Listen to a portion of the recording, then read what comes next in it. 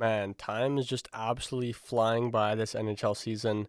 It's pretty crazy to think we are already past the midway point with the All-Star break just wrapping up. And because of where we are in the season, I thought it would be a good opportunity to take a bit of a step back and look at some of the big storylines of the season thus far. But before I dive into things, I just quickly wanted to say, leave a like on this video, comment your thoughts down below, and most importantly, subscribe, or else your favorite team will lose their next game. No messing around here, guys. But anyways, guys, let's get right into it. One of the biggest storylines of this season so far to me has been Nathan McKinnon. Nathan McKinnon, Nate the Great, Nate Dogg, call him whatever you want. This guy is playing like a man on a mission this season. In just 49 games this year, McKinnon already has 31 goals and 53 assists for a total of 84 points. And for a player as dominant as Nathan McKinnon is, he only has hit the 100-point mark once in his career. But man, this year he is on pace to absolutely smash that mark. His speed, strength, hands, and hockey IQ is just on another level, and in a year where the Avs have lacked forward depth and have had some trouble in the crease with Georgiev, it's safe to say McKinnon is a big reason why the Avs are where they are in the standings, as they currently sit first in the Central Division.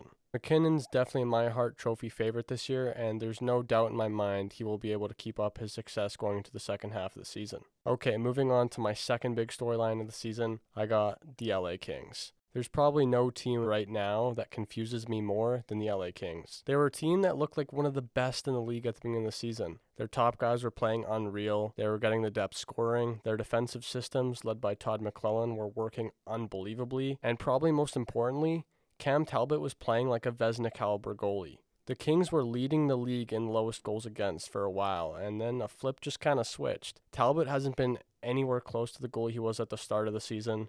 Their defense is allowing too many high-danger chances, and their offense has just been way too inconsistent. If you're allowing 4 goals a game, you're just not going to win hockey games, and that's why the Kings are now fighting for a wildcard spot in the standings. I think the biggest thing surrounding this team, though, is probably the most disappointing player of the NHL season so far, and that's Pierre Dubois. He's obviously playing with some inexperienced players on his wings with Anderson Dolan and Laferriere, which is part of the reason he hasn't been very successful this season, but a lot of the blame's got to go to him. This is a guy who looks very unengaged a lot of the time, and he just can't put up any points. For a guy who's making $8.5 million a season and was acquired for a truckload of assets with Velarde, Iafallo, Kupari, and a second-round pick, you just got to find a way to produce for your team, especially when guys like Kopitar, Kempe, Fiala are having off nights. And Dubois just hasn't done that. Drew Doughty recently called Dubois out during a post-game interview, saying guys needed to step up and stop worrying about themselves. And I can't help but think he was probably talking about Dubois there. Overall, though, the LA Kings will be a very interesting team to follow in the latter half this season, to see how they kind of respond to the coaching change, and to see if they can turn things around before it's too late. So now that LA Kings rant is over, I kind of want to switch gears to the Eastern Conference with the Toronto Maple Leafs. Obviously, if you ask most Toronto Maple Leafs fans, they will tell you the play of their team so far this season has been pretty disappointing, with the team sitting in a wild card spot. But one player who definitely has not disappointed Leaf fans is Austin Matthews.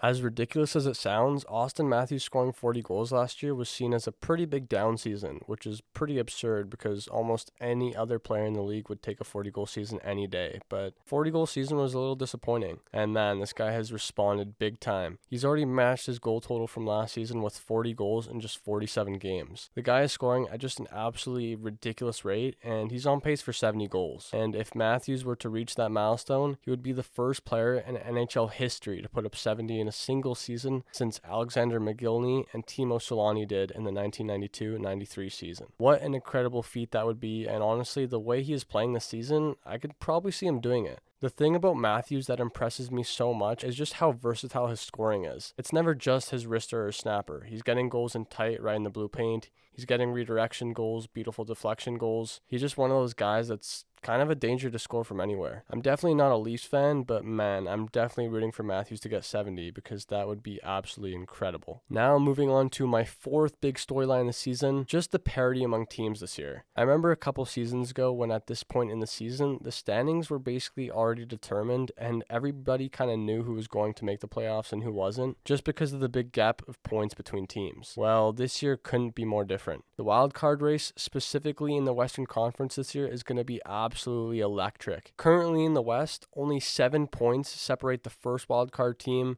and the 12th place team in the conference. that being the LA Kings and the Calgary Flames. The LA Kings having 56 points and the Flames having 49 points. It just seems like every single day the position in the standings is shifting, and as a hockey fan, that's kind of all you can ask for. You want a dramatic, entertaining ending. Unless it's your favorite team, of course, where you kind of just want them to be in a playoff spot the whole year. But you kind of get my point. In general, though, it will be interesting to see what happens around the league these last 30 games or so. But yeah, guys, that about wraps up this video on the top storylines around the league so far. Thank you guys for watching, and if you enjoyed it, give it a like, comment down below, and subscribe to FNF, baby, or else your favorite team will miss the playoffs. Peace out.